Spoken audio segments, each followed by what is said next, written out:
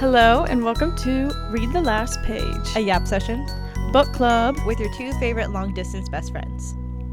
The book we read this month is Tress of the Emerald Sea by Brandon Sanderson. And since we finally read the last page, we want to talk about it. Hi, B. How are you? I'm good. I think I hear an ambulance outside my window, so sorry to the listeners if that's being picked up. I can't hear anything, so hopefully you're good. Okay, well that's good. Yeah. I just spent a week with my little sister in New York. She came to New York and to hang out with me, and it was her first time here, and it was amazing. We did so much stuff. We were walking like 10 to 15,000 steps every day. Yikes. Basically. That's crazy. Yeah, it is a lot. Some highlights. We saw Come on Feel the Illinois, which I might talk more about on our yap session a couple weeks because it was so good and I need to talk about it. And we also went to the Coney Island beach, which was amazing. I haven't been to the beach in like years, and so that was so fun. I was having so much fun getting tumbled by the waves. There was one where I was standing and like the wave was coming and I tried to like jump with the wave and I jumped with it, but the wave was so much bigger than me that it knocked me backwards, and it didn't just knock me backwards, like it knocked me into a backwards somersault in the water. It was so fun. Oh, you thought it was fun? Okay, I would have been like, yeah, no, it was stressed. fun. I would have been stressed. But I also was like, this is how people like hit their heads and drown or whatever. Like, there was enough room. I wasn't gonna hit my head, and besides, it was just like soft sand. But if it would have been like rocky coral or anything like that, it would have been bad. That would have been scary. It was good. It reminds me of like the wave pool at Oceans of Fun. And exactly. Do you like I remember the first time I was in that wave pool, I was literally like, this is dangerous. Like I was like, I can't believe we're letting these children get carried off to sea in this wave pool. It is scary. Like if you're out at the deep end, like it's so deep at the back. Yeah, it's crazy. And like, yeah, but it's fun to me. That's my favorite part. Like, whenever I go to like Oceans of Fun, like that's the one thing that I want to do over and over. I just want to be in the wave pool. Yeah. There was one time at my old, not Oceans of Fun, this was when I lived back on the East Coast, my like water park. I went down a slide, one specific slide, 50 times in a row, just like like going back up and down, up and down, up and down. And I was like so obsessed with it that like the lady who was literally having kids, like she's in charge of letting kids go, she was like, I think you need to go talk to your mom and dad because you've been here a lot and I want to make sure that like you're not like that you're not missing, like, cause like I was doing that for like an hour. They thought you were just like a runaway kid that was just like, well, I'm at the water park, let me just like that's so crazy. Had to take a break, but yeah, that's so funny. Well, how are you doing? I'm good. Nothing crazy to report to you. I don't know. I've been going on, this is so stupid, but I'm trying to figure out things to tell you about. I've been going on crazy shopping sprees online. Okay, I'm very good about no overconsumption. I'm very good about not overconsuming. But like I have, in about a month, I'm going to be going to Massachusetts to, because my uncle's getting married. And so I'm like, okay, I got to get all this stuff for a weekend trip. I don't really need all this stuff, but like in my head I'm like, oh, it's gonna be such an extravagant kind of situation. I need to get a dress. I need to make sure I'm like I have a good present for them. I need to make sure I'm like fully prepared. Right. And so every time I think that I need something, I'm like, yeah, why don't we just see what's going on? And so like literally last night, this is crazy. So I went on Hilara. Is that how you pronounce that name? Of that? I don't know. I always said like Hilara, but Hilara. Okay. I have no context of what's right or wrong, so either. Love that. I went on last night, spent $200, just crazy, and because like they were like, if you spend $50 more, you get this little pouch. I was like, oh, I have to. And they've definitely roped me into that too. I got but now I'm like, okay, well at least I know I have like good quality. Like I got like a couple of like yoga pants and then like leggings and I love their I have like some joggers and leggings from them. I actually got my mom a pair of joggers one year for Christmas because she like asked for joggers, and I got a pair that I thought she would like, but she didn't really like them, which is okay. Oh, it's totally fine. But so then I was like, well, it's so complicated to return like overseas, so I was like, I'll just keep them, and they're literally like the pants that I wear the most, like to dance class and stuff, like as like my like warm-ups, or like my clothes over my dance clothes, like if I'm wearing shorts or tights or whatever. I love them so much. Yeah, no, and I also like, I've noticed a lot of like my clothes that I use to like, because I like to go for like walks / like baby jogs a lot, and like a lot of like my clothes that I wear like aren't really fit for like hot weather, so like a lot of like the stuff I like want to do in the summer I can't really do in the summer, and so I'm like excited because the things I got are kind of like more lightweight, so I'm hoping that will be that's nicer for longer walks, but we'll see. Sorry, I took a drink of water right as you did. No, you're good.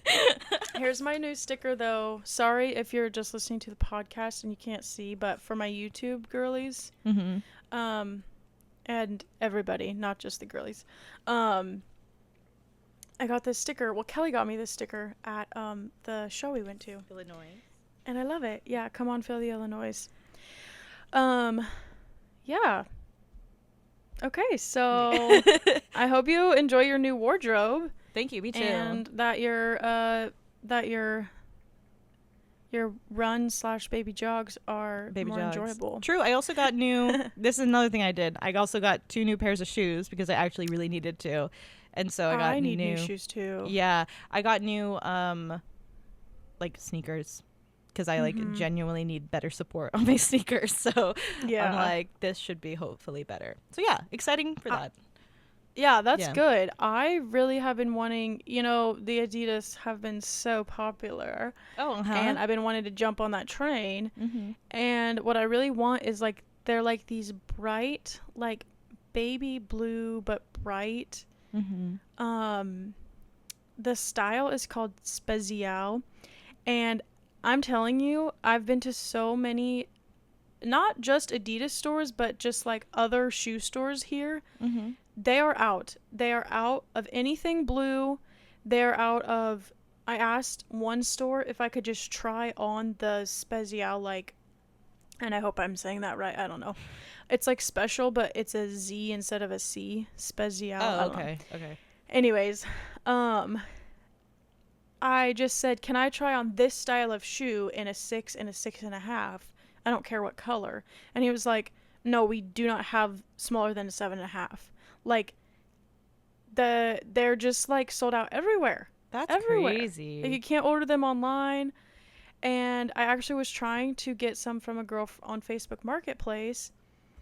And like, I was like going to church with my one friend, and then so I had told the girl like, I can come like later this afternoon.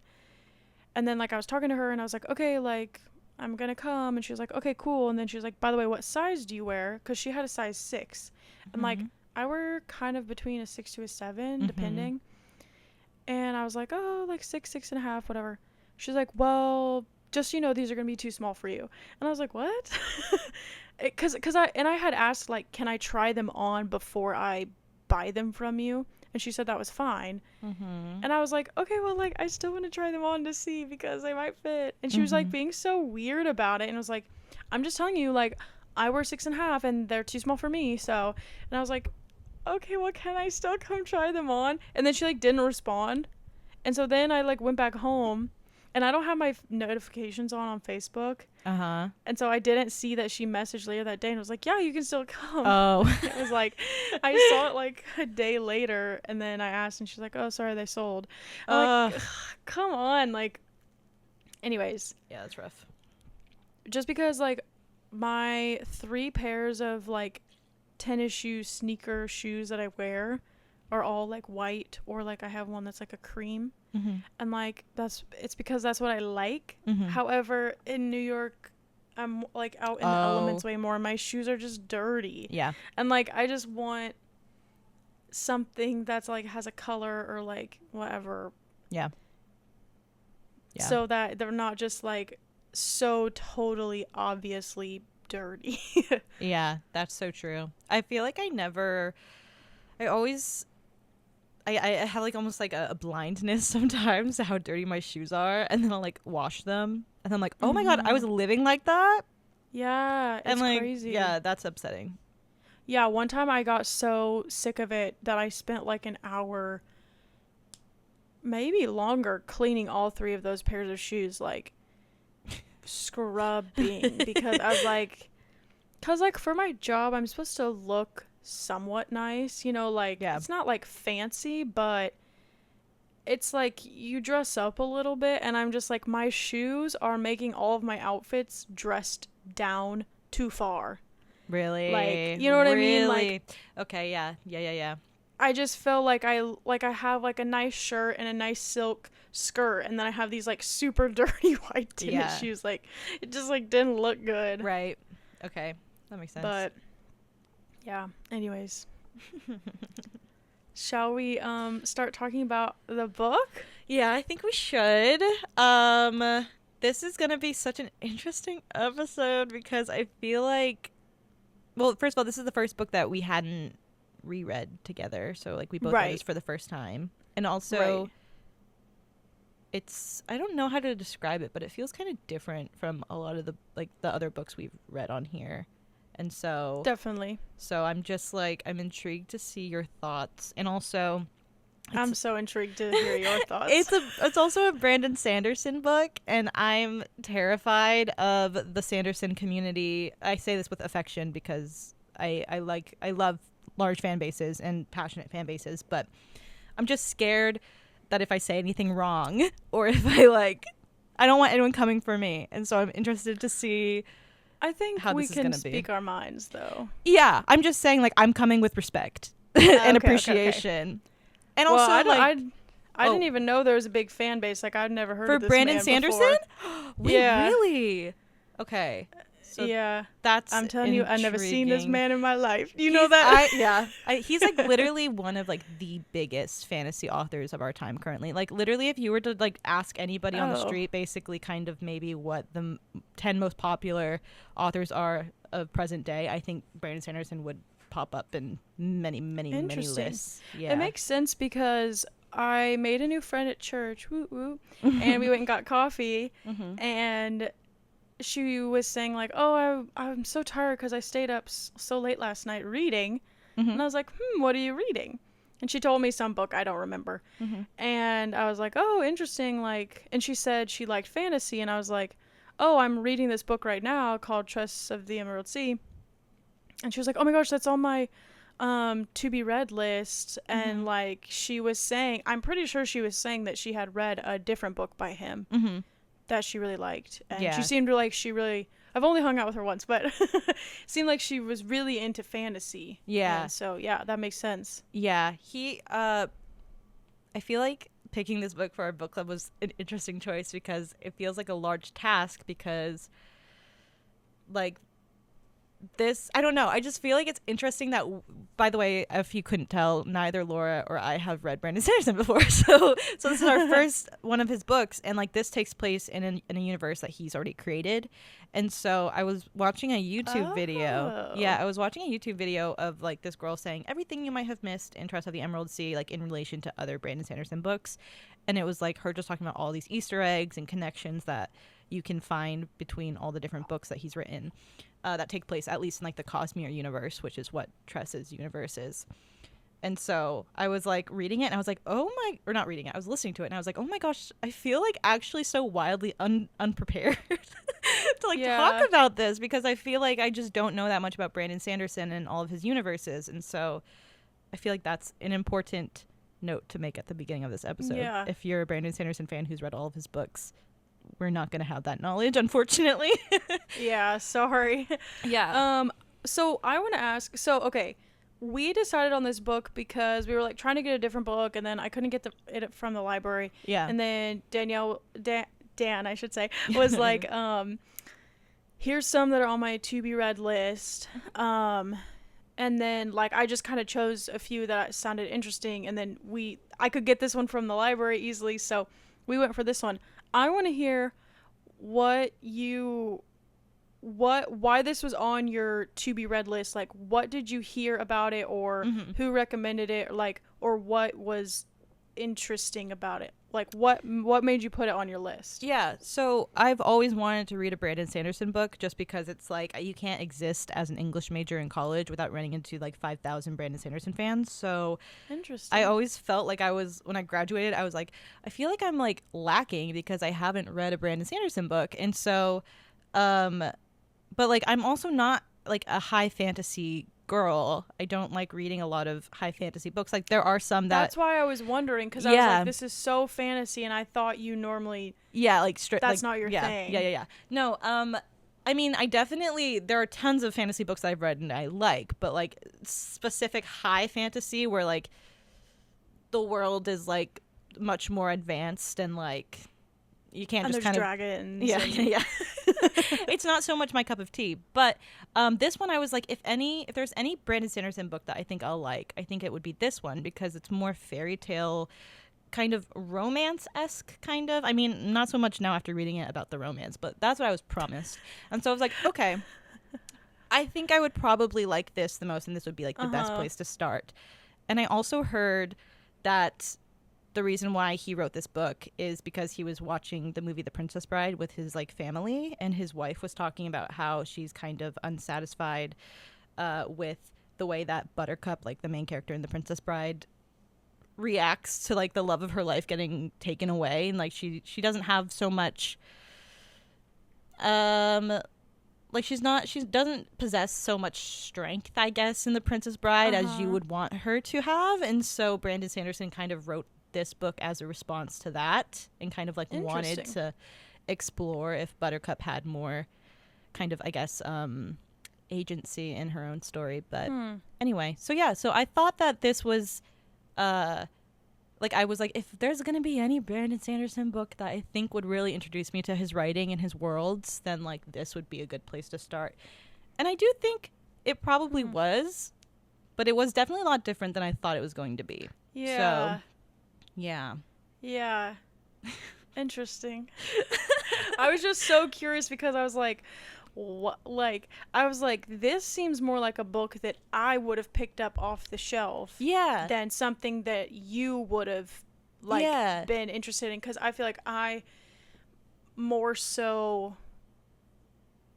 well, I just pick up random things, so I never know what I'm getting myself into, but like just the whole fantasy element of it felt just like, I was just like curious, because I was like, it didn't seem like your typical style, but that makes sense if you felt like, if you're trying to choose something from a set of fantasy books, and it's like, which one could speak to you the most. Anyways, I was just curious. I did send it to you. I sent you a list of books that I thought you would also like, and so I thought that this would be one that you would gravitate towards, just like based on the cover and like the synopsis. But which I mean, it was, I don't remember how many you sent me, but I think I picked like about 3 that I was like, okay, one of these.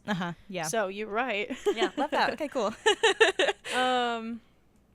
Okay, so I don't know, this is like so different than our other ones, because we don't have any like backstory lore to jump off from. I know. I was thinking maybe... Go ahead. I was thinking maybe we should give our usual disclaimer, which is this is going to be a spoiler-filled episode. Like, we're going to go right into the spoilers. But if you have never read this book before, and like you're just curious about what it's about, and like maybe if you like certain elements, if you should go into it, I can give like a quick summary, and then we can get into our overall thoughts.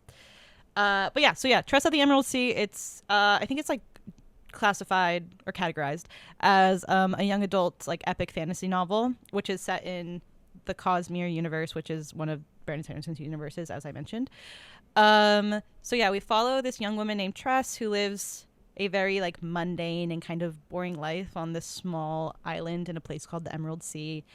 And I don't know, I don't want to get too much into like the fantasy elements, but like just know that like one of the things about the world that Tress lives in is that leaving the island that she lives on is very dangerous because their seas are infested with these things called spores, which are like basically entities that when they come in contact with like water, they start to expand and grow, and they become very, very dangerous for any humans traveling on these seas. Like you can get killed if you come into contact with these. So because of that, people don't really leave the island, and which is fine for Tress because she likes her life on the island, even if it is pretty like mundane. She like has little hobbies that she does. She collects cups and she loves her family, but like she forms this very sweet relationship with the son of the Duke, whose name is Charlie. And I guess like the start of our story really happens when like the Duke turns out he disapproves of this relationship and he wants Charlie to marry someone of higher standing like a princess. So he forces Charlie to travel the sea with him in like with intentions of marrying him off to a princess. And so once the Duke returns, Tress finds out that Charlie's gone missing and is being held captive by a sorceress in the Midnight Sea, which is apparently a very treacherous sea.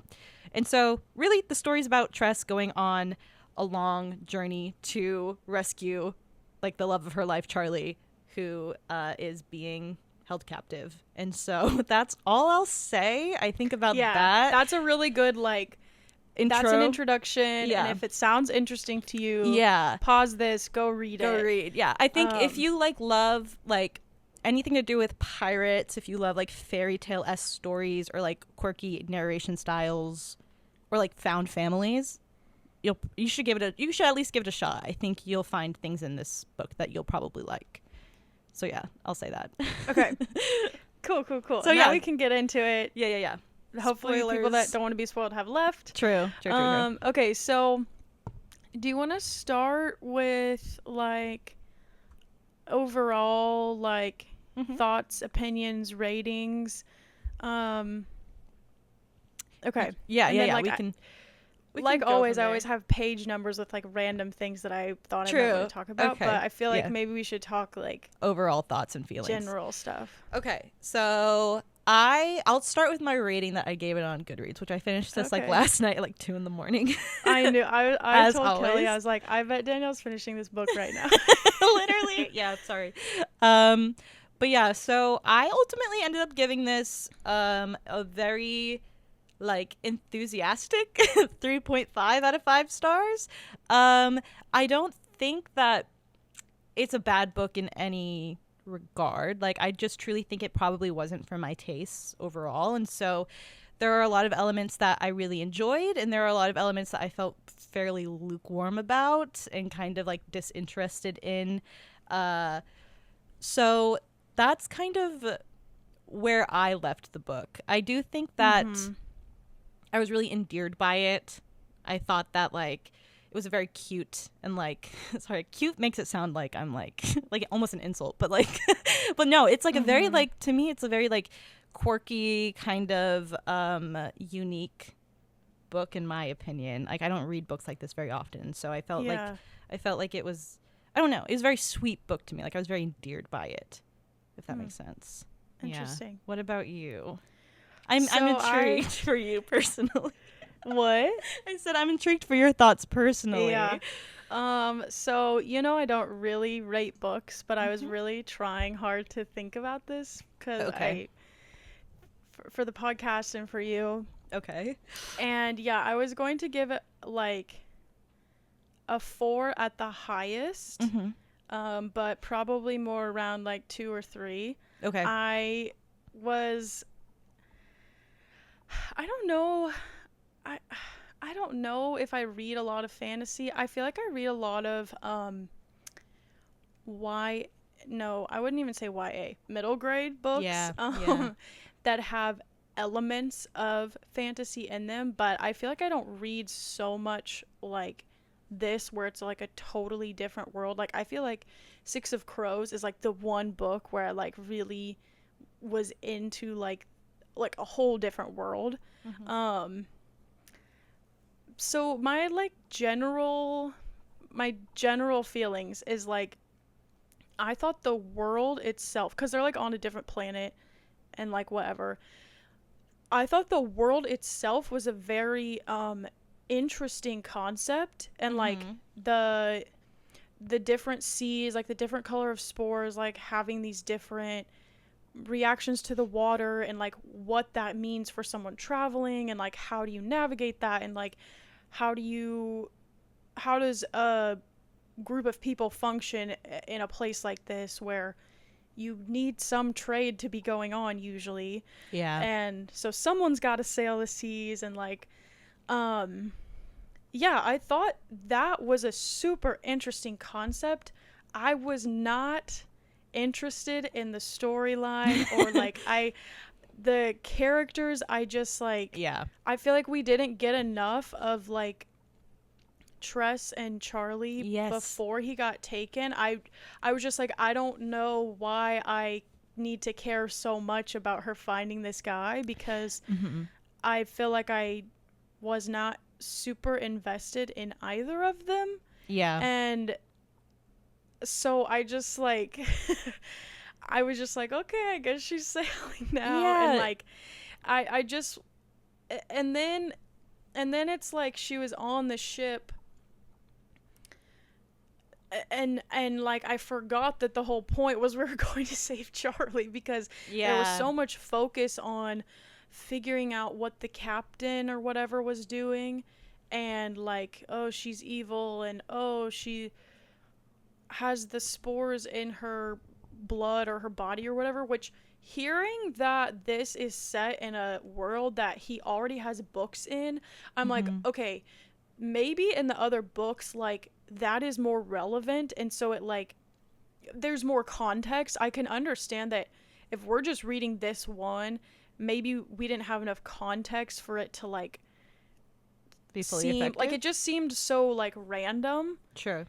And then like, and then the whole thing was like she had to go make a deal with the dragon, and I felt like that was like the driving force for so much of the book, that I forgot about Charlie kind of.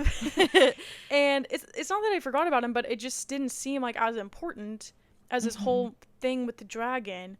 And then like the scene with the dragon happens in like 2 pages, and then it's over. Yeah. And they're just like, yay, the captain's gone forever. And I'm like, what? Yeah, like, I have the same. Yeah. I just like, I'm like, why was there all this build up for like, then it just happened and it was over, and like there was nothing dramatic about it to me at all.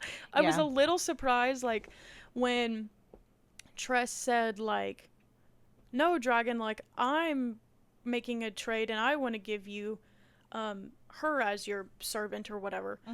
That actually did surprise me. I didn't see that coming.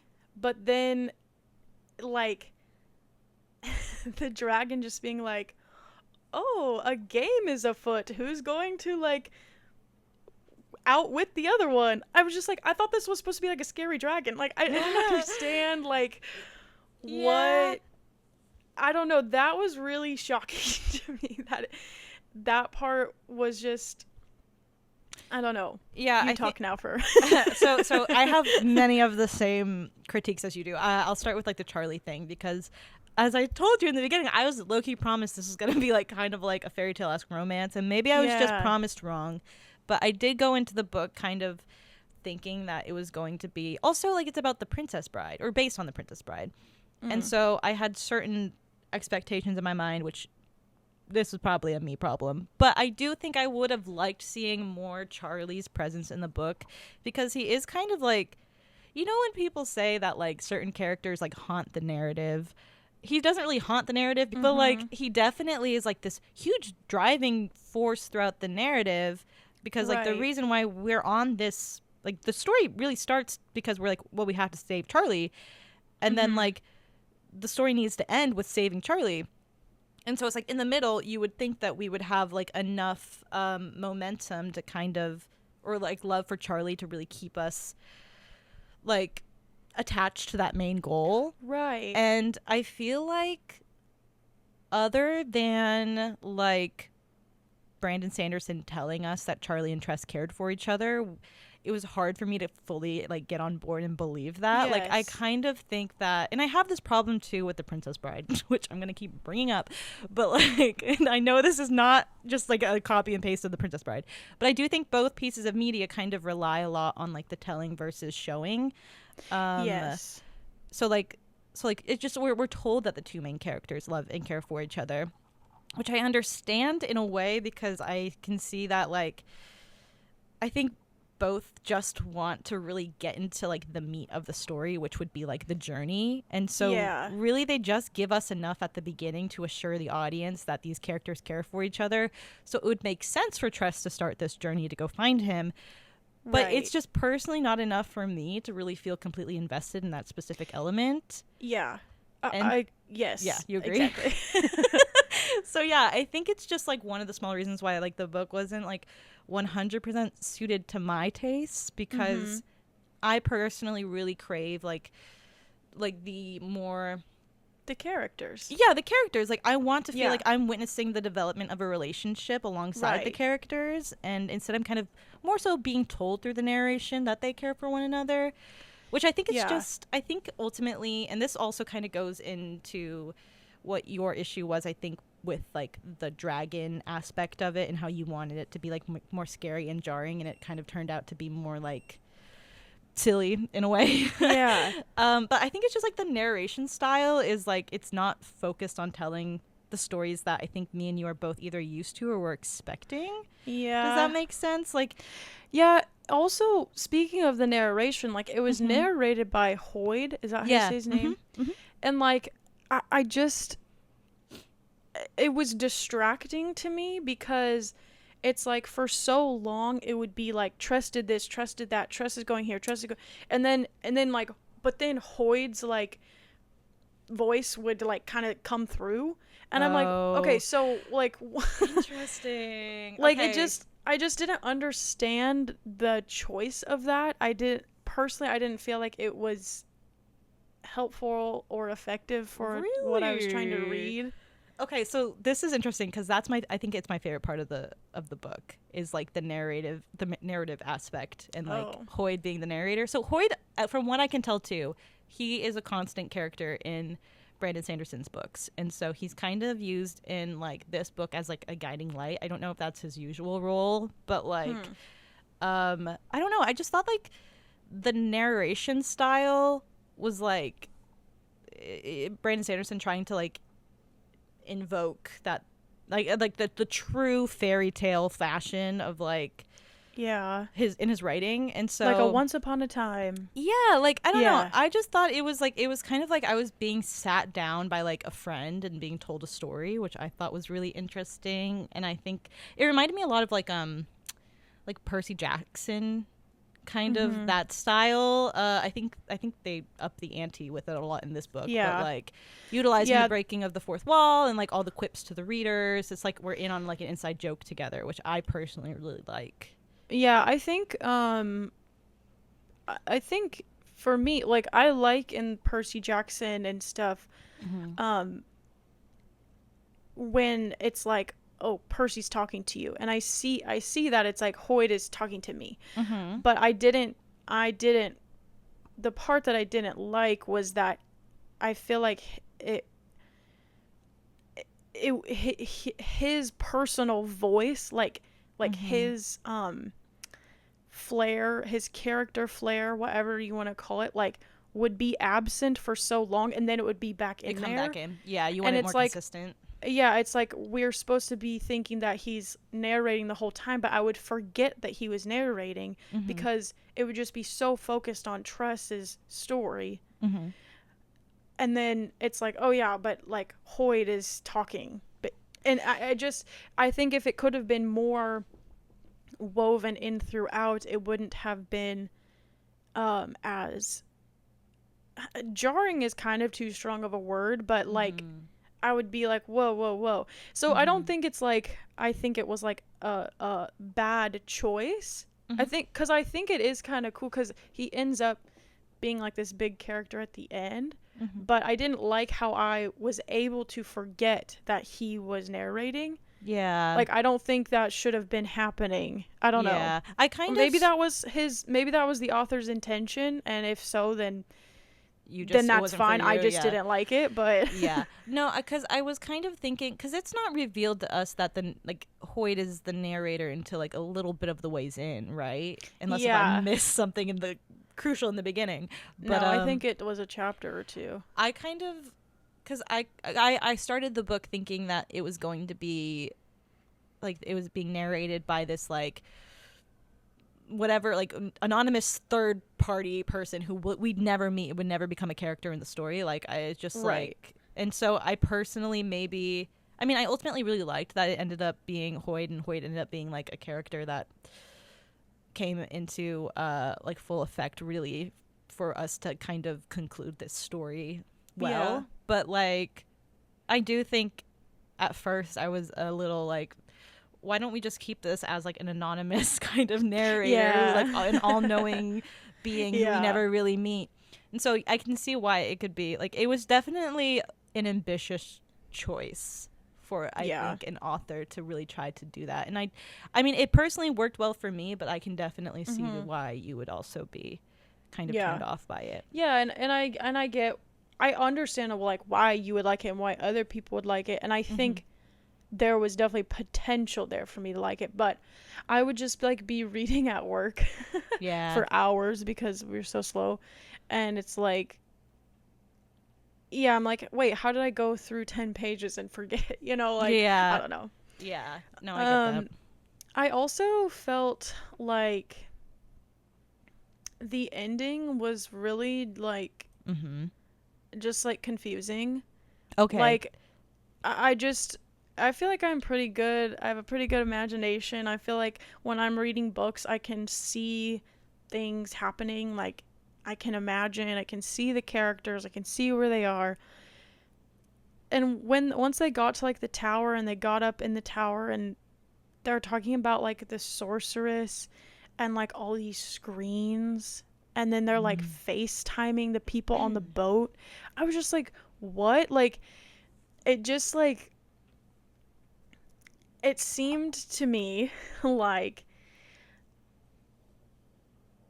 it was trying to be like, we're supposed to like know that they're like having computers and tablets and whatnot, but it would like break the fairy tale fantasy of it if they came out and said that. Right. And so it's like things were being said very vaguely, and like, oh, what's his name's bored, we could see him on the screen. I'm like, okay, like this whole time I've been imagining like a magical wooden board that, like, right just like etched in the words, and like I'm like, okay, so it was like an iPad the whole time, like, right. It just seemed like so weird, like, and I didn't really understand what I was supposed to take away from that. I didn't really understand what I was supposed to, because they're talking about the sorceress this whole time, and then we get there and it seems to just be a woman behind a bunch of computers, and I'm like, so is she actually magical? Is she just like, it made me think of like the Wizard of Oz when they reveal. Say that, I'm like, is that what I'm supposed to be taking away from this? I did not understand. I feel like it was too vague for, like, I just felt like it was just like unclear and a very unsatisfying ending, because I was like, I don't understand what I'm supposed to be. Not that every book has to be like, and here's the lesson we learned, but I was just like, I don't understand what I'm supposed to learn from this, or like what the characters are supposed to learn from this. Right. It was just like, I felt like because they were trying to stay technology neutral, like the language was trying to stay not talking about like tablets and computers, then it just made a lot of things like written very mysteriously in a way that, like, I as the reader, I'm like, I can't, like, just during that whole part, I like couldn't see in my head like what was going on. And I feel like I have a pretty good, like I said, I feel like I have a pretty good imagination, and like if I can't like conjure an image of what I'm reading, like that to me that's kind of an issue. Okay. You know what I mean? Yeah. The ending felt super just lackluster to me as Yeah. far as like how quickly everything was wrapped up, which Exactly. I think this book had a habit of like just really kind of like wrapping things Weird up quickly. pacing. Yeah, wrapping things up very quickly to get to the next thing. And I was like, but like, what are we leading up to? Like the whole time I was just wondering what we were leading up to, and I just assumed it would be this. And then this was Yeah. also really quickly wrapped up, and I kind of wanted Yeah. more. Like, and I also thought that there was like, because like the reveal of Charlie being Huck, I think is really interesting, and like there's a lot of like moving parts that had to happen in order for that to be pulled off successfully, and for like the readers to then be like, if it was a surprise to them, to then be like, oh wow, okay, no, I can see how that was a thing the whole time that I just didn't think about. But like, Did you guess it before though? I did. Yeah, me too. I did. But yeah, but I just think that like Tress came to the conclusion that it was Charlie way too quickly. Like, and I know that she's smart and that's like a thing that she's done throughout the whole entire book, is just like accidentally stumble upon things. But like, I feel like there were so many parts in this book where I was like, we could have really played into that more. I think that could have been a lot more fun, or created a lot more tension, or like whatever. But the reveal then was like, she was like, my Charlie would never say that. And then, oh no, it's not Charlie, it's Huck. And like, Yeah. and I don't know. I think I just wanted so much more from the ending. And it all just got kind of wrapped up in like 3 chapters. Like specifically like the, oh, I can't think of the word right now. But like basically like defeating the sorceress. Was literally like it wrapped up in like probably like 5 paragraphs or something, like 3 pages, and I was like, okay. Like, right. And kind of with like thinking about like there's this lead up, and then like we get to the moment, and then it's like, okay, let's get through that to get to the next thing. Yeah. Like something that I wrote down while reading is, I said, I feel like the plot is moving the characters as opposed to the characters moving the plot. Yes, that's so like, true. I feel like it was just like, oh, this would be a really cool idea if this girl had to sail this sea, and okay, let me just throw a girl in there and let me throw a guy that she's going after, as opposed to like, oh, these 2 people really love each other and they really care about each other, and oh no, their life circumstances took them apart. It just, like, and I wrote down a page number, so let's see if I can find something directly from the text. Okay. I said that they're just giving us the resolution / revelation instead of making us feel it. So here's like what's on page 36 that made me write this. It's the moment where like Laggert, is that how you say his name? I think so. Yeah, that's like, how I pronounced it. Okay. Because he was like kind of second in command to Captain Crow. Yeah. And then when Captain Crow she's left with the dragon, Laggert is like, okay, just go ahead and kill me. Like, I get it. Or, you know, and Tress is like, I'm not going to kill you. Like, no, I'm not doing that. And he's like, whatever. And then Tress is like, I'm not going to kill you. I was never going to. I didn't even kill Crow. And then it's like saying like, he thought about it. And it's like, Laggert was not a smart man, blah, blah, blah, blah, blah, blah, blah, blah, blah. And then it's saying like, he hadn't, basically, I think what it's getting at is like, he hadn't always known much kindness in his life. Yeah. And so he didn't act very kind either. But now he's like breaking out of the cycle. He's seeing Tress be kind to him. And so it's kind of, he's like, wait, maybe people are good. Yeah. Blah, blah, blah, blah, blah.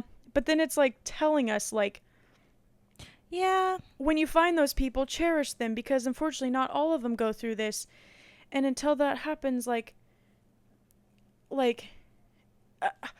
I just feel, I'm not going to read like the book, but like, I just feel like what we're supposed to learn from things was a lot of times like spelled out for us. Like, here's word for word the character development, as Yeah. opposed to like I guess it's kind of back to your thing about telling instead of showing. Like I feel like a lot of this I was being told Yeah.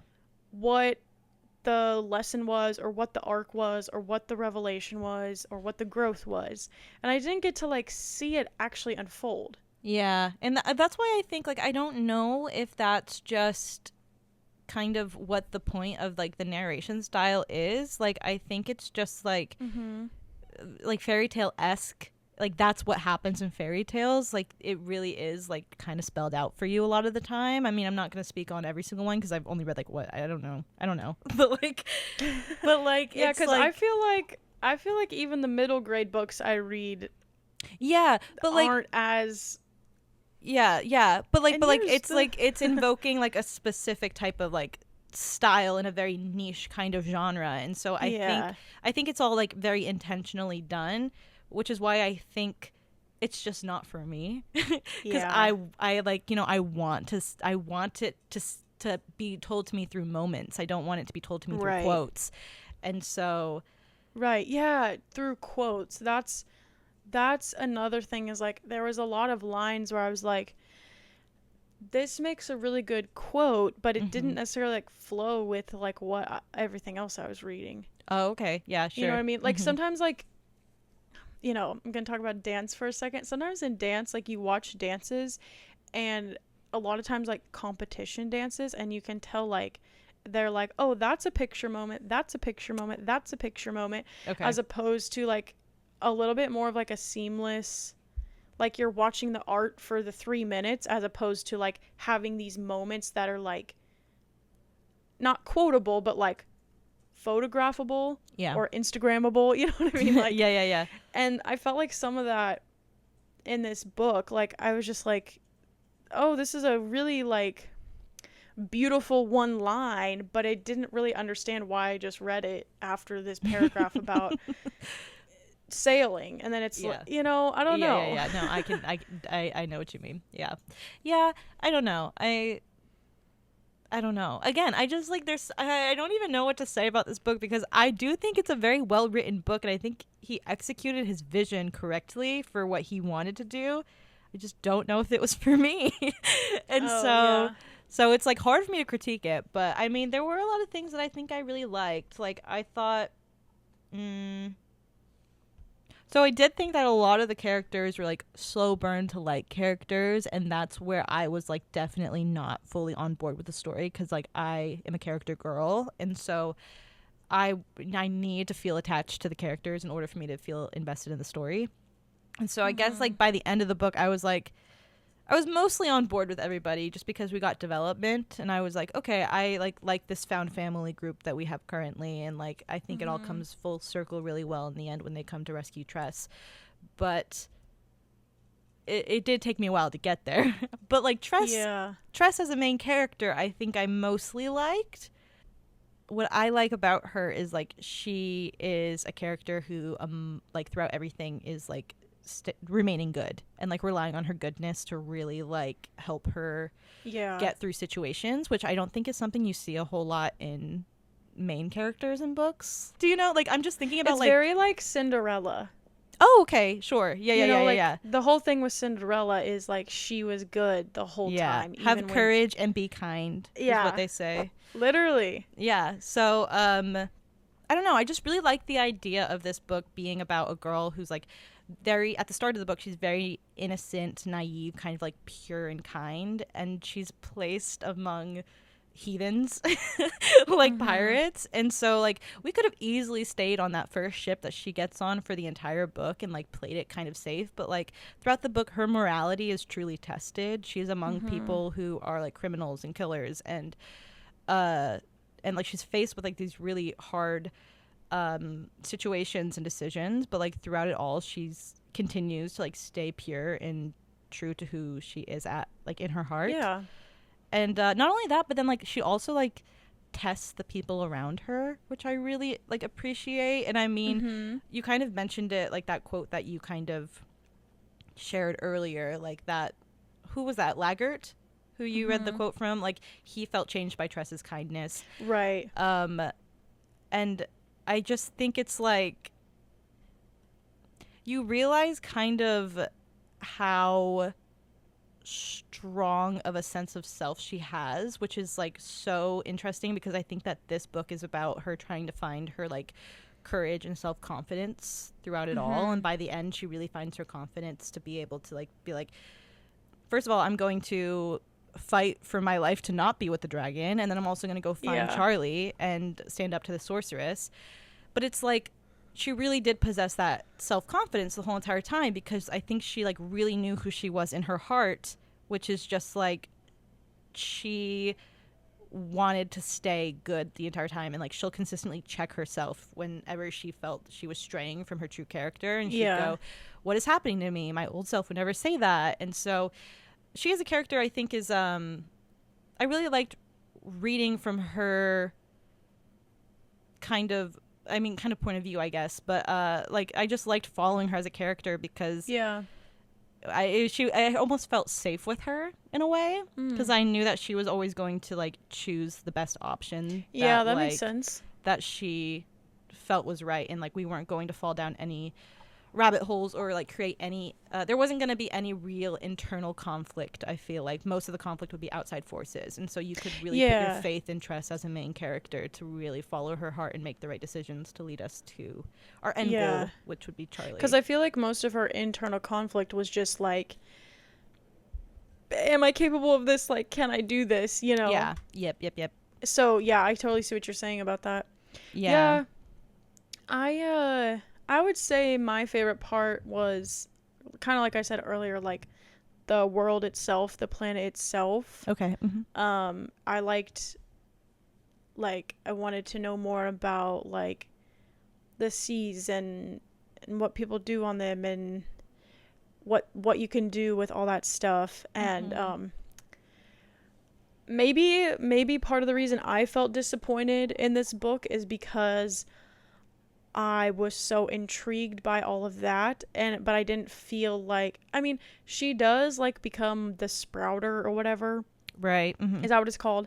I think so, like she does learn like how to manipulate these things, but I was more like, I think I would have rather read a story that was less about like going after the guy and trying to stand up to the sorceress, and more just about like the planet itself. I don't know how to explain that. I don't know, because it's not a book that's been written to my knowledge, but like I was just more interested in the mechanics of that than I was in the plot of this story. So it's like, I think that's maybe why I would rate this like a 3.5 or whatever. Because like I just felt like, I guess what I'm trying to say is like I saw all this potential with like the moons raining down these spores and like these different seas, and then I felt like I never got to like fully explore the world, and like that's what I was more interested in. I didn't really care as much, and so it's like I didn't get to like indulge in what was more interesting to me about it. But I can see how people would like the story that it was, and it was just in this other world. But it's like, I just wanted to learn more about the world. I do wonder, see, I know so little about like the Cosmere universe that Brandon Sanderson writes, and so I do wonder if his other books explore the specific universe at all, or if it's like a completely different, like I wonder if there's like worlds inside of this universe, and like they all take place like, on different.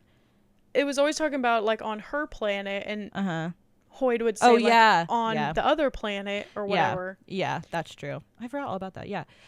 Okay, well, I don't know. I mean, I don't know. There were a couple, like, I do think I mostly liked the book. I don't think there were typically moments that I like felt like I disliked. I think I was just like truly lukewarm about a lot of things, and so like the whole, like I really like the beginning of the book and I really like the end of the book, but the whole middle part where they're just like like getting to know like the Dougs and like Tress kind of like trying to like figure out these spores and like etc. Like it just wasn't so much for me. Yeah. But like I don't know. I think it did a lot of things right in my opinion still. Like I like that it was a coming of age novel.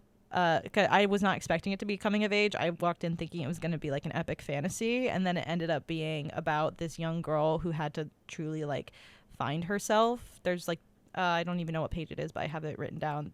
Like there's a quote that says, "When you're young, there's always someone else to deal with the problems." And so I just feel like this is a book that's about a girl who, because of her small and comfortable life on the island, didn't know who she was. And so she just like these pirates, she kind of has to adjust to the circumstances of the place that she's in. And so like on the island, she doesn't see herself as anything special. She plays it safe a lot, and she lives a kind of boring life, even though everyone there thought she was too good for the island. But then like when she moves to the sea, it's like she becomes more open to exploration. She becomes braver, smarter, wiser, wilder, etc. And so it kind of goes to show that like you can acclimate to dangerous situations, but you don't always have to become a weapon while you're doing it, if that makes sense. And so it's like that's what I think Tress's whole point of her character was, because she could have become pirate-y or pirate-ish like the other people, but she stayed didn't. Tress from the rock.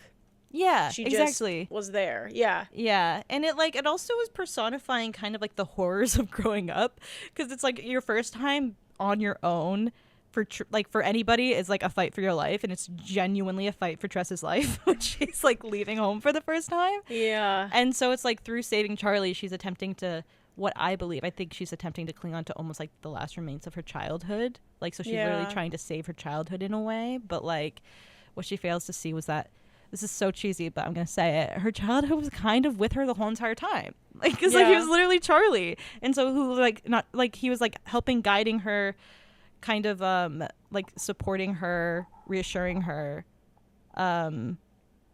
And yeah, by the end of the novel, I think she like fully understands and accepts the way that she has changed. Yeah. Because there's this great moment too with Charlie where she's like nervous to see Charlie again because he remains the same, but she sees that she's so changed.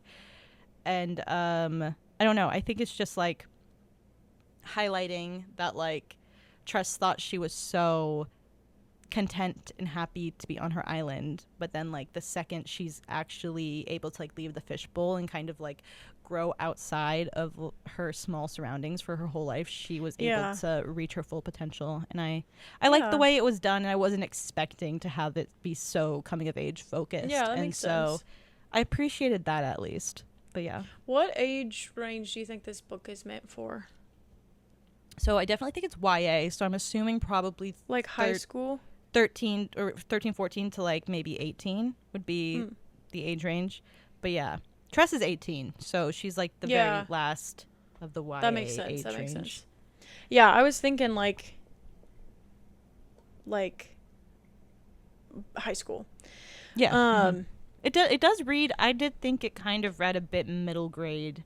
Yeah. For well, me. that's what I was interested in again when I started reading it, and I was like, why is this on Danielle's list? I know, yeah. Because it seemed like, I was like, I know that she's, like, in her teens, but, like, it feels a little bit younger. Like, I feel like it's, like, when I was, like, 14 or 15. Yeah. This book might have, like, spoken to me more or something. Yeah, that's what I was thinking, too. I felt like if I read this at age 15, I think I would have really appreciated it more than I did now. But, you know, that's okay. Yeah. Yeah, I'm thinking, like, can we compare it to other books? Yeah, I've been comparing it to The Princess Bride the whole entire time. Oh, yeah, true. Yeah. So I've talked about this book on the pod before, called Star Splitter by Matthew J. Kirby. And I feel like that book is a really good example of, like, in my opinion, it's more about the plot and the scenario and the world that it's in, more so than like any individual character. Like, I feel like the bigger thing that you're supposed to take away, like, from the book is, like, about, it's, like, set in the future and stuff. Mm-hmm.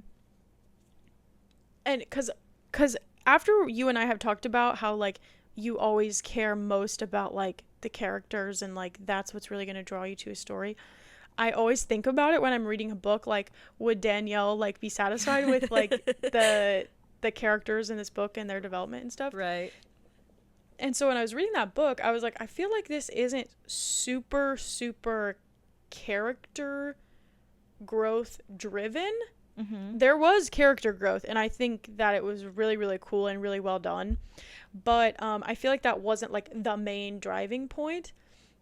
And so, like, I feel like it is possible to have a story where, like, the world building and the plot is more important, but the characters still shine. And okay. Mm-hmm. I felt like in this one, like, it felt sometimes like a battle between, like, Tress's character development and kind of Hoyt as well, since he was, like, narrating, and I kept thinking, like, okay, this guy's got to be important. Yeah. And, like, the intricacies of the world itself and the seas and the this and the that, like, I felt like sometimes they were in a battle for, like, which one's more important. Mm-hmm. And I think that was, like, I think that is might have led to, like, why some of it felt like you said, like, lackluster or something. Like, yeah, I feel like if the author maybe would have picked one thing to, like, be, like, the main thing, mm-hmm. and then, like, have the other thing, like it's possible for one to outshine the other, but both still be good. And I feel like this one, I felt like they were trying to outshine each other both, and then it's like neither one was, like, does fully this make reaching sense their what full I'm potential. saying? No, I think I understand. You think that maybe it was wearing too many hats, perhaps? Yeah, it's like because I wish that I would have learned more about the world and stuff, but at the same time, I felt like the plot was more driving than the characters. Yeah. But I'm like, but I feel like the characters were explored a lot, and that left less room to, like, learn about the world building, and it was just like this, and so I guess what I'm saying is, like, I've read a book where I really was just super impressed with, like, the balance between both. I think Six of Crows is a really good example also of, like, a really good balance, because I feel like a lot of like, okay, I'll bring up Turtles All the Way Down, since we read that, and, like, that is so, like, the characters, and it's like the obviously the plot is part of it, but I'm talking about, like, the world that it's in is, like, not that important. They're just, like, like, in a town somewhere. Yeah. And so it's like the characters are the main part, but, like, with fantasy, the world is a big part of it. Mm-hmm. And so it has to, like, I don't know. I feel like I'm just, like, talking circles. I don't know if I'm making any sense. It's making sense in my head, but I don't know if I'm really being so clear. Sorry. I think I kind of understand what you're saying. I don't know how much. Yeah, I don't know exactly, because I haven't read some of these books that you're mentioning, but I kind of get it with, like, the Six of Crows kind of comparison. Yeah, I just think it's, like, for like, Six of Crows specifically, it's so much of the world is built upon the magic system, and I think for Tress, probably the world is more built on just, like, because we wanted to create a strong atmosphere. And so I think it's, like, the atmosphere. Sorry, I feel like my every time I say atmosphere, I feel like my, like, a lisp is coming out. Oh, I didn't every hear time, it. You good. Every time I listen to this podcast, by the way, I'm like, I think I should, like, figure out if I have a speech impediment, because I feel like I talk like, I don't know. That's just a working theory I have. Anyway, but yeah, I think the atmosphere was well executed, because I did feel like everything, like the vibes were curated well, like everything did things feel, felt dire and things felt scary, and so I like that. But you're so right, like I think there is so much more to be explored with the world, and unfortunately it's just that wasn't the point of what Brandon Sanderson, I guess, was trying to do with this specific book. But it would have been nice to see it for sure, because like there is a whole lot. I think there's a whole other story you could get out of that. Which I think, I guess, going back to what I was saying before, to try to make myself more clear, condensed. It's like I think that is why while reading the book, I felt disappointed because I kept wanting it to be something that it wasn't. Yeah. And that's not necessarily a fair way to judge a book. Yeah. Because it's like, that's not the story that was written, and I'm just the reader. I'm not there to choose what the book is supposed to be. But I think that's just what I kept expecting it to be, and then I kept not being that. Yeah. And so then it's like I kept being disappointed, and it's like maybe if I had known like a little more context going in, and I would have like had a better calibration of like what it was going to be like, I feel like there's definitely possibility for me to appreciate it more for what it is. Yeah. Because I think it does do some things well. Yeah, but I have the same exact issue. Like, I truly think like this is a very, very well loved book on the internet, and like it has like very high ratings on Goodreads. And so I was reading through the 5-star reviews, and I was like, I truly can understand why everybody's giving this book a 5-star review that is on Goodreads, because I understand like why all of the aspects and elements worked well for them, for their specific tastes. I just feel like I went in with completely different expectations. Yeah. And so I was really let down. And unfortunately, once I like set my expectations, it was really hard to change it, or like to keep reminding myself like, hey, like this isn't going to happen, because I kept thinking, well, maybe once we get here, this will then like happen or whatever. Mm-hmm. And it just never did.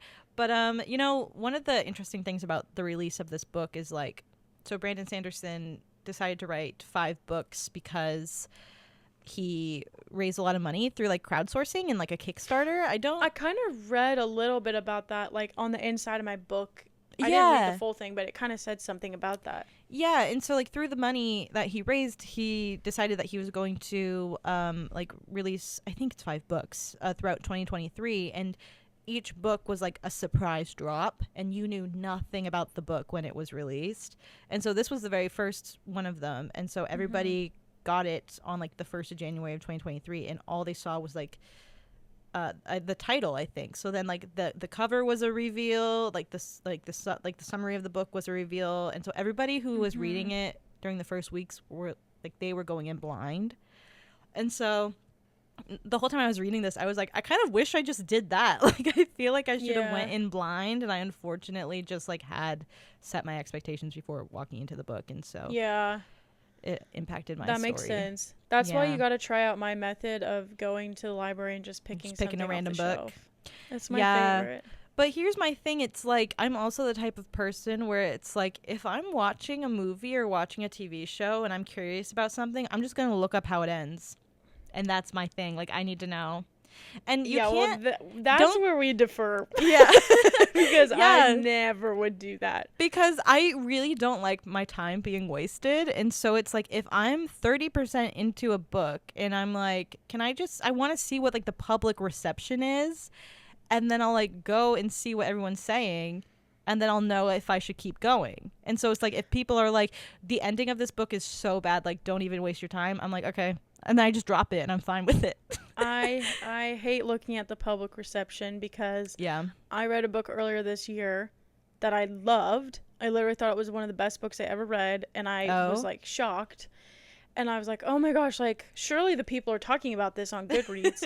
and I never get on Goodreads. I literally never do. Yeah. But I was like, you know what, I'm going to take a page out of Danielle's book, and I'm going to go look at it.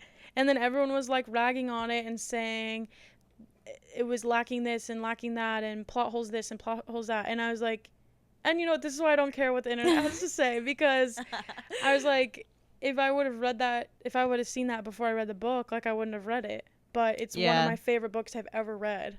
Yeah. And Well, like, yeah. No, I get that. A lot of my favorite books, though, what I do on Goodreads is, like, usually a lot of, like, the 5-star books, I'm like, I probably won't like it just because I know my cup of tea is unfortunately 3.87 stars, like, average. So it's like, that's where I so go. Funny. That is so funny. Yeah. Yeah. Well, I wanted to tell you a couple things in the book that I liked. Like, just like little moments that I want to talk about. Okay. Yeah. So I said on page 28, I had a text-to-text connection with Jen Van Eck from Six of Crows. Six of Crows, more so from Crooked Kingdom, about this. If you haven't read Six of Crows and Crooked Kingdom, like, fast forward a minute of this podcast. But Jen Van Eck, like, disowns Wylan, right? Because he's like, can't read and he doesn't want him to be his heir. And like that's similar to what happened in this book. Like the Duke like disowned with Charlie and like replaced him with his nephew, and it's like Jan Van Eck was trying to like replace him with like a second child, you know. Anyways, I just thought that was interesting because we read that together for the pod, so I was like, oh my gosh, text. Can I say true? Can I say something about Charlie actually real quick? Because, yes. So you texted me when you first started this book. I hadn't read it yet, and you go, oh, I don't think you're gonna like a certain aspect of this book. And I said, what is it? And you were like, well, there's a talking animal. And I feel like I'm fairly okay with talking animals. I told Laura it's usually when animals are falling in love that I find it to be cringy.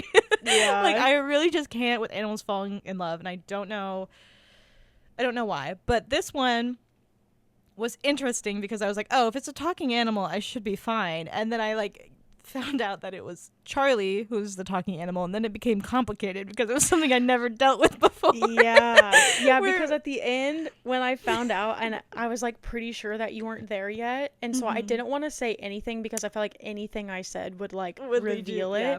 But I was like, this is like totally new crossover because now she is in love with an animal, like, but it's a human and an animal, and I was like, it's giving the B movie, like. Oh my god, it kind of is.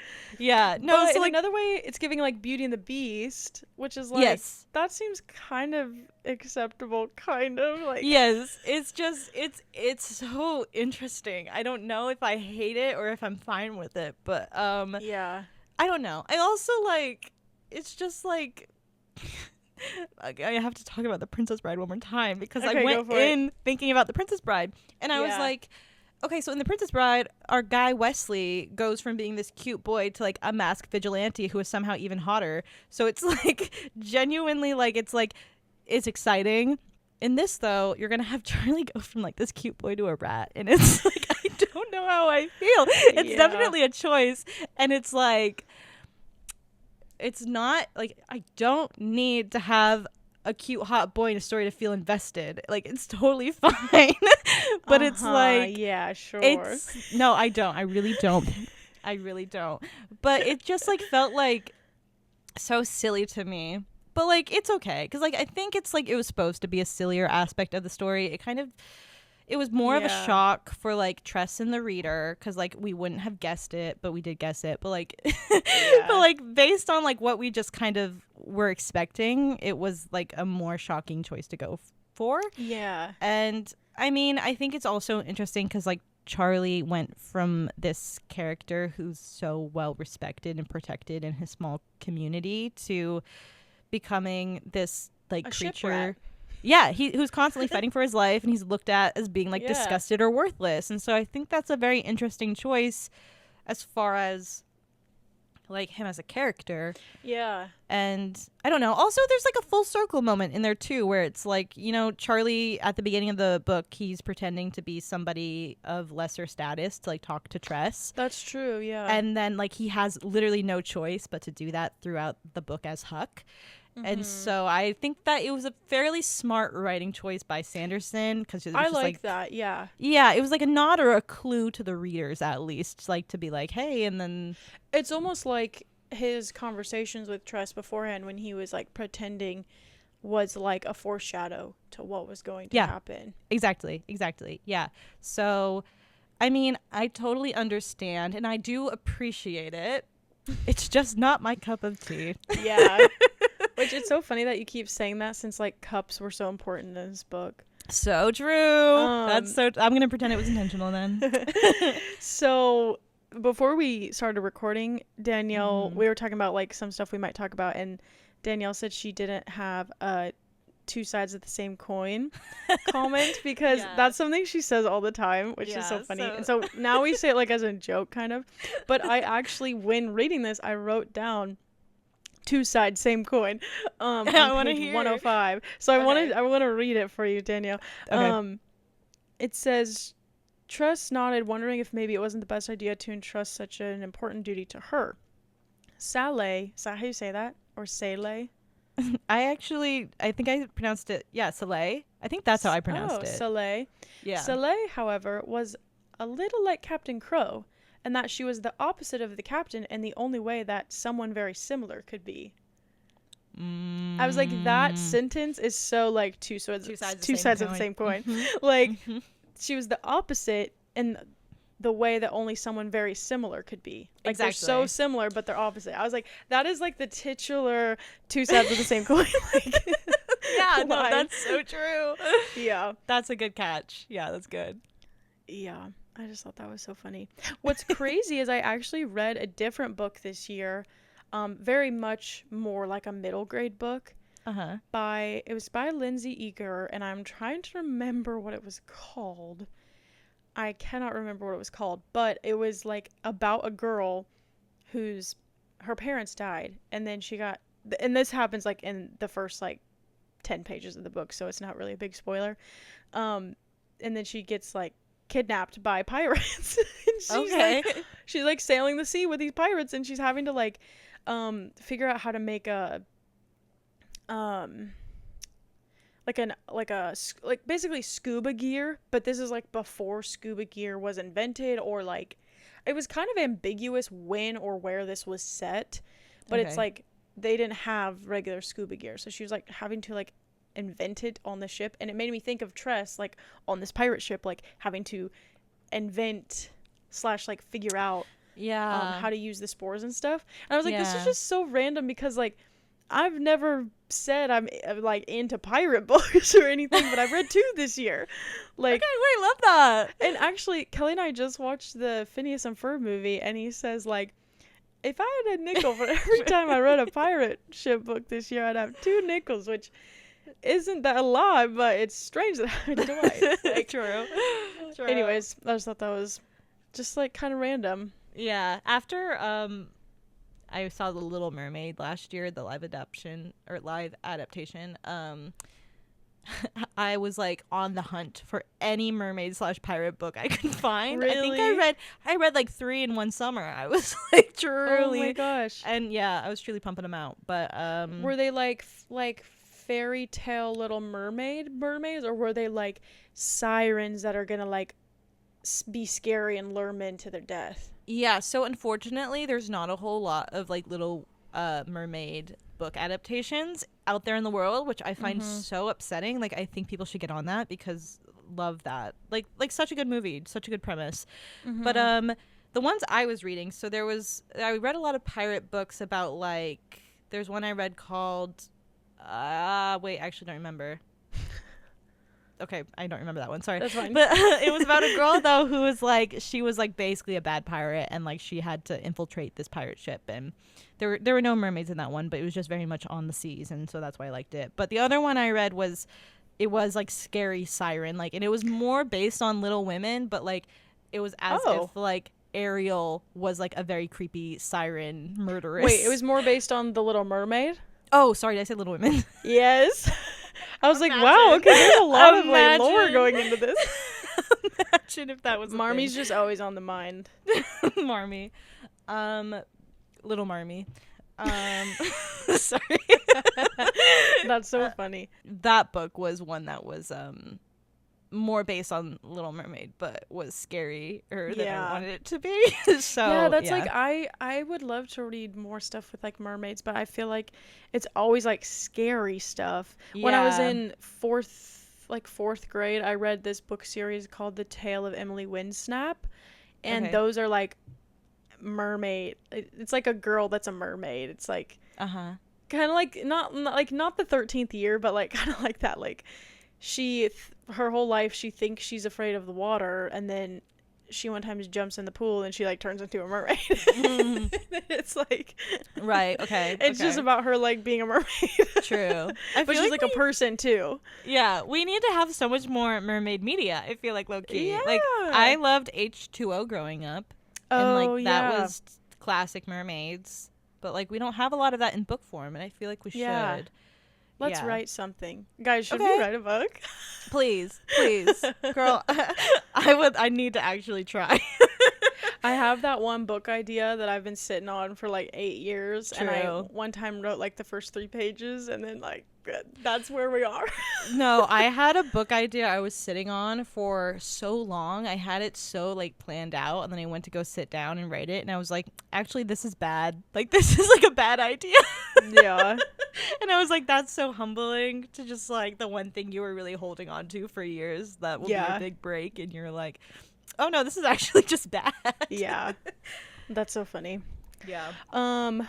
Well, I kind of feel like I love talking, but I feel like we should wrap up because the YouTube viewers are going to be able to notice, but it's getting really dark in my room. It's dark in mine too. Yeah. And so I'm like, just my face is lit up and my wall is like getting dark. Oh, really? Okay. But so I definitely want to say like overall, this was not like my favorite book that I've read this year, but I definitely think there are redeemable qualities. I hope nobody took this as us like bashing on it or anything, just us being honest with what we liked and didn't like. Again, I think it just happened to not be so much up our alleys. In Dan's words, our cup of tea. Yeah. And that's okay. Yeah. And I'm sure that a lot of books I read are a lot of other people's not their cup of tea, as we've literally discussed. That's fine. And that's totally fine. But if anyone wants to leave any comments, if you read this book and if you agreed with us on things, feel free to let us know. If there was things about it that like you personally really liked, I'm definitely interested to hear like people's opinions. I'm not gonna go to the Goodreads ratings, but if anyone that like listens wants to share their opinion, I definitely am interested to hear. So like and subscribe. Yeah. And I want to hear other people's point of views about like kind of certain things that we felt unsure about, because I do think that like, again, I think this was a well executed book for what I think Brandon Sanderson was trying to do, and so I understand why it worked so well for people, and so I kind of want I think I need some things explained to me so that way I can see it from other people's perspectives. And I think like if there's someone that's enthusiastic about this book, like I would love to hear them talk about it, and I feel like that would like I could have a greater appreciation for it. It's like seeing someone else like love it so much. You know what I mean? Yeah, for sure. But yeah. Cool. Well, it was nice to kind of have a book that we were both kind of leaning towards lukewarm to like. Yeah, I'm glad we weren't like having to fight and then work it out on the remix. I'm so scared if that's ever gonna happen. I know. I feel like it's inevitable one of these days. Yeah, one of these days we will start arguing on the pod, and you guys will have to just unfortunately sit there awkwardly. Luckily, we can cut things, but not if it's the whole episode. True. Oh my gosh. Well, as always, thank you guys for listening to Read the Last Page. Our music and illustrations were created by the wonderful Sage Timothy. If you don't know our schedule yet, we host our book club episodes on the first Wednesday of each month. So for next month, we'll be reading Lessons in Chemistry by Bonnie Garmis. That episode will be out on the first Wednesday of September, so be sure to pick up a copy and read it by then if you want to discuss it with us. Before we get to the last page, though, we'll see you in 2 weeks for a catch-up episode where it's just besties talking. You can listen to us on your podcast platform of choice, or if you'd rather watch your podcast, you can find us on YouTube at Read the Last Page. For now, we want to say bye from B and Dan. Bye.